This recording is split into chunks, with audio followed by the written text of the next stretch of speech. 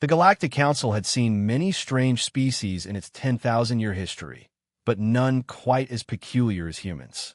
Ambassador Vexthor of the Crystalline Collective watched with barely concealed disgust as the human delegate, Marcus Webb, unpacked what appeared to be a primitive heating device in the station's communal dining area. "What?" Vexthor's translator crackled.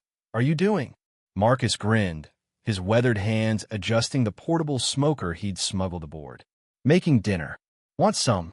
The question sent ripples of confusion through the assembled diplomats. The insectoid Klaxians chittered nervously. The gelatinous Porath delegation wobbled in what might have been concern.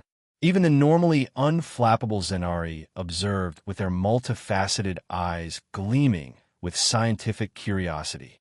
"You intend to burn your nutrition?" Vexthor asked, their crystalline form shimmering with confusion.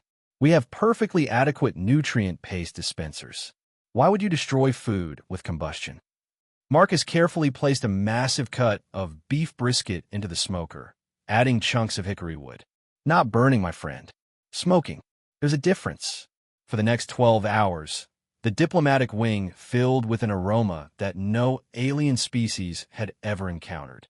It was complex, sweet, savory, woody, with undertones that seemed to trigger something primal, even in beings who had never eaten meat. The Klaxians stopped their constant chittering. The Poraths ceased their gelatinous shifting. Even Vexthor found themselves drifting closer to the source. "The chemical compounds you're releasing are causing involuntary responses in our neural pathways," Vexthor observed, trying to maintain scientific objectivity. "It's unsettling."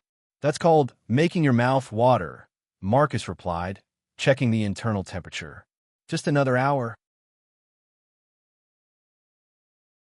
When he finally sliced into the brisket, the bark cracking under his knife to reveal the pink smoke ring beneath, something unprecedented happened in the Galactic Council.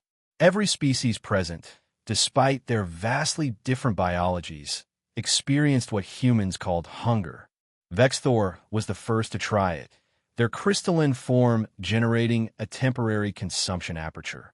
The moment the smoked meat touched their sensory receptors, their entire structure flashed brilliant colors, the crystalline equivalent of a revelation. "This is..." Vexthor paused, processing. "I'm accessing every database in the collective. Nothing comes close to this complexity. How many chemical compounds are present in this single piece?"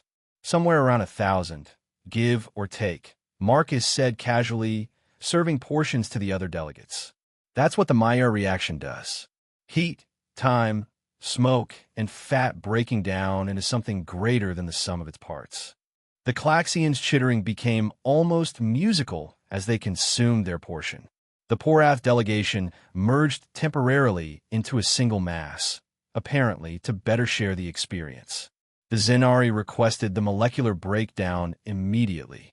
"Your species spent thousands of years perfecting this," Vexthor stated, not asked.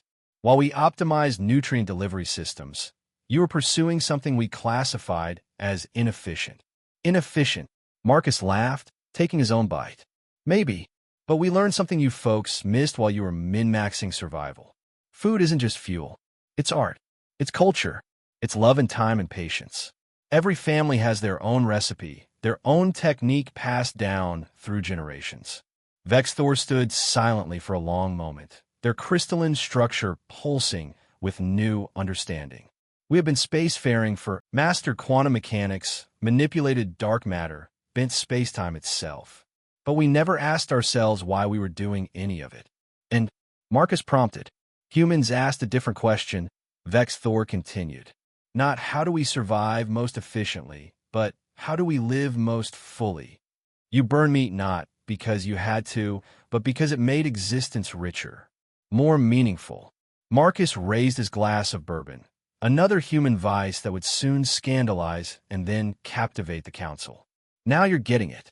3 months later, the Galactic Council added a new provision to the Universal Charter, Article 247, colloquially known